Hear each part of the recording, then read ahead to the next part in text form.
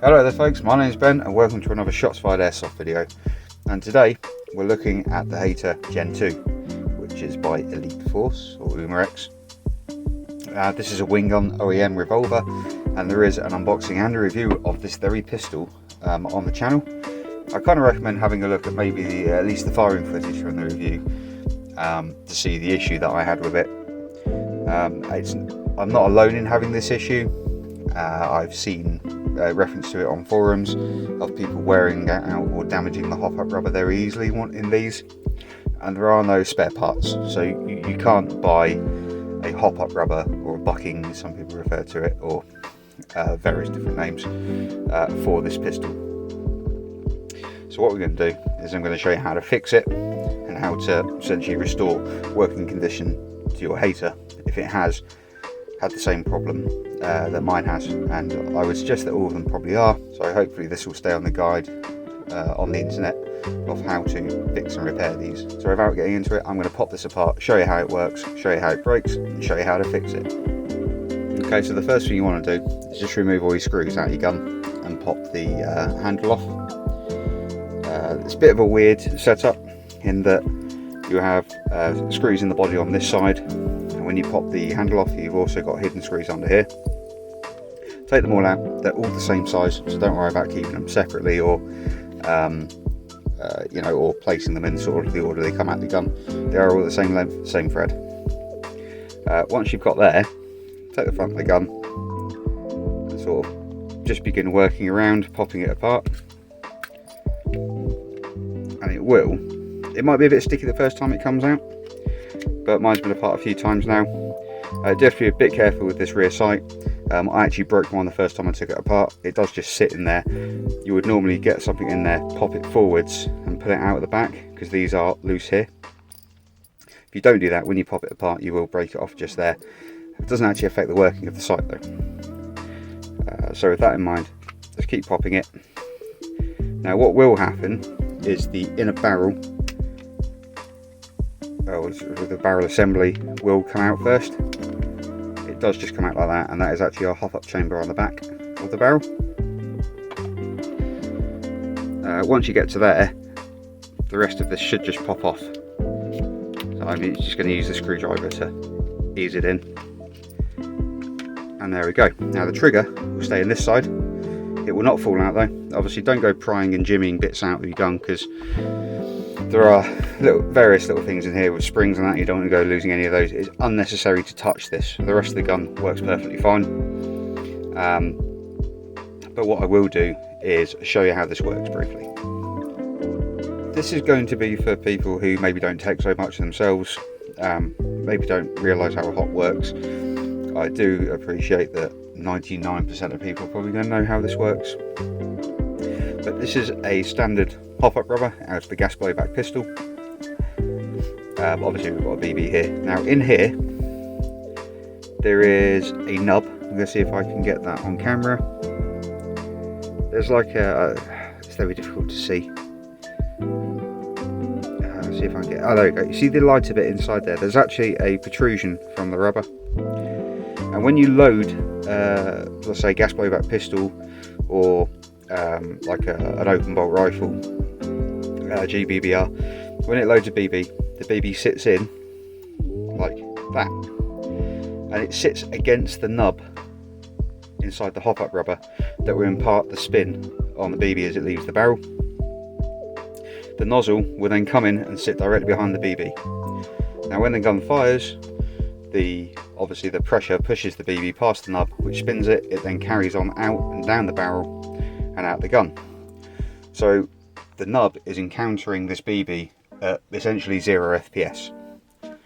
So there is, the spin is already on the BB as it starts to accelerate.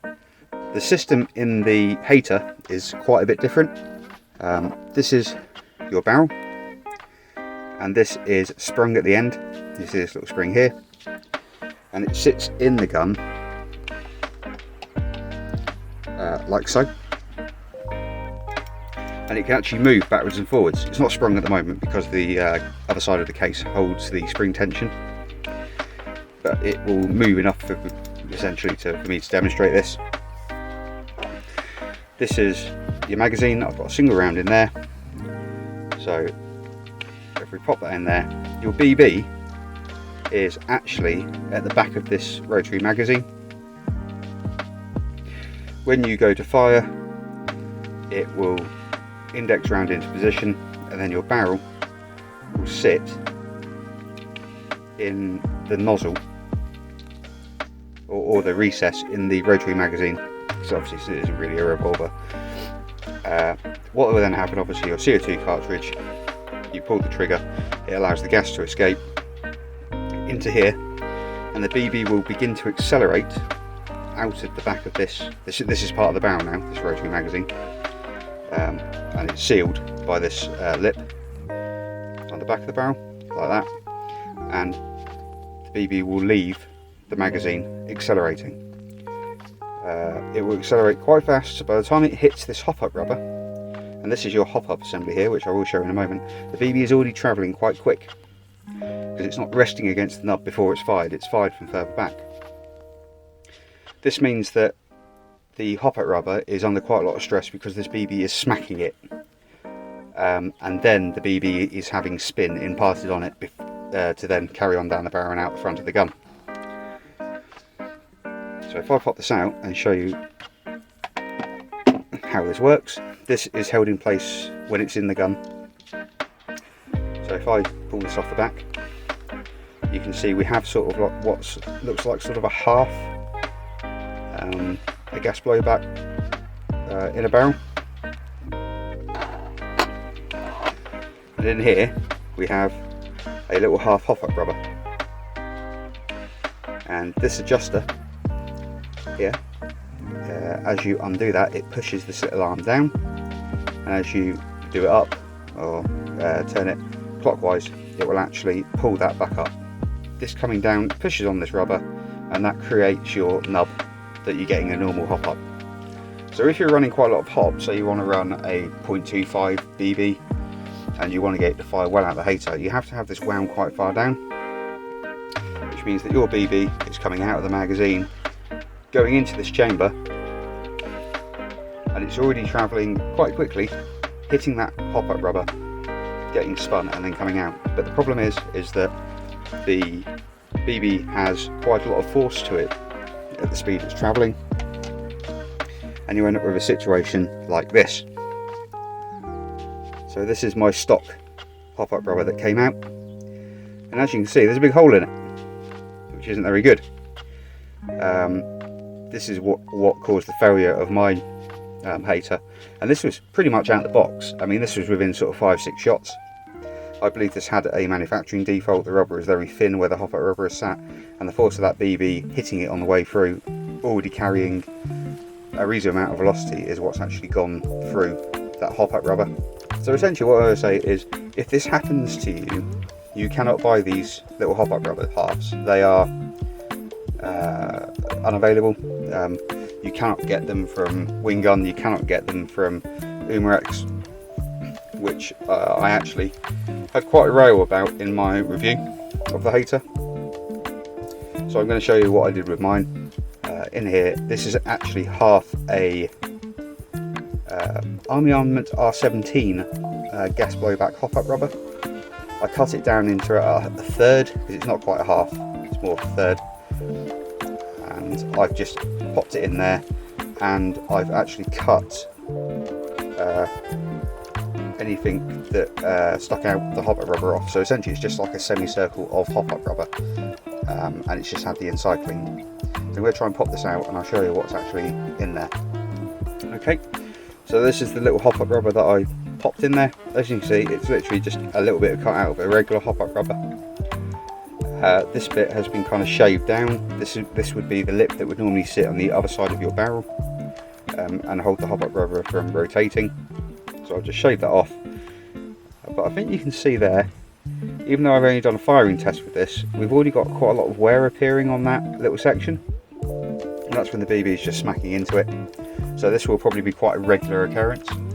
The interesting thing about this is that you can also tune your hop-up rubber in your H8R Gen 2 by buying things like a Dynamic Precision's hop-up rubber. You could get a like a maple leaf. Obviously they offer the different hardness of rubber, different degrees, and you could actually experiment, see what was working well and what wasn't. I'm going to put some firing test footage on the screen now, and this is of the H8R repaired.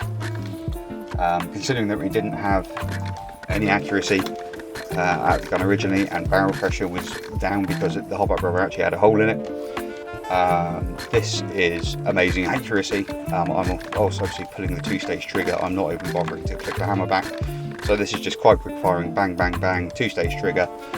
We get a couple of flyers in there, but this gun is usable now, whereas before it wasn't, and I bet there's a lot of these that are unusable at the moment because people can't get parts for them. The other thing is, if we hop into the chrono test, this is about a 3/4 used up canister on a 0.25 that's hopping a 0.25, so there's quite a lot of force going onto the BB, which does slow down your FPS. A lot of people will put a 2.5 in a pistol or rifle that's actually hopping a 0.2, so when they fire it, the BB will just go straight into the deck, and there's no backspin or not enough backspin to support the weight, and then say, oh, it's only taken 20 FPS off, whereas actually if you adjust the hop so it fires at 0.25, it will dramatically decrease the FPS. So this, on a 3/4 spent cartridge, is firing at 250 FPS with or 250-260 with a 0.25. So that would indicate to me that we have quite a healthy weapon here now, as opposed to the it was doing about 220 FPS on a 0.2 before. So that's it. I'm just going to pop the hop-up rubber back in. So if we get this, just make sure that it doesn't really matter at which point which way around this goes in, but there is a tiny little lip on this just at the back, and I always make sure that it goes in the back. So I just pop it in like so, and just make sure that it sits within the lips of this little hop-up rubber. Hop-up unit. And there we go. I mean, they're just my thoughts on the fixing the H8R Gen 2. If you've got one of these sat there with a torn up hop-up rubber, and it will happen to all of them eventually because of the way the gun is designed, it is fixable. You just need to find yourself a piece of hop-up rubber, cut it up, get it in there, make sure it's shaved clean, and it will restore your pistol to working condition. Fiddling with things like that, you could probably actually get it to hop quite a heavier BB than you would with the standard hop-up rubber. I'm hopping 0.25s out to about 40-45 meters with this, relatively accurately, and it's pretty handy actually. I'm going to run this out in my next CQB game, and hopefully it's going to perform well. And if it blows the hop-up rubber again, I should just make another one out of the scrap hop-up rubber. So there we go. I'd just like to say thank you to people for making some very nice comments recently. I am trying with the videos. They say I have no prior experience making videos, and it's just something I kind of wanted to do. It wasn't really a lockdown thing, it's something I've always wanted to do, but recently I've been kind of getting into the hobby more and more. And I just want to say thank you to everyone who's offered words of encouragement. It's very heartwarming, and it does keep me going on. Obviously we're not getting paid for this. I've been trying to turn out reviews, and guns do cost money, and I do it for the love of it. And but it's nice to, it really keeps you spurring on when people say, oh, nice job, or good video. And yeah, it's been quite a pick me up recently. So I'd just like to say thank you, and thank you in general to anyone who watches my videos. So I've been Ben, it's been the Shots Fired Airsoft video, and I hope to see you in the next video. I know I sort of skipped over it. I have the firing test footage of the CM132S, which did work pretty well, and I shall see you in that one.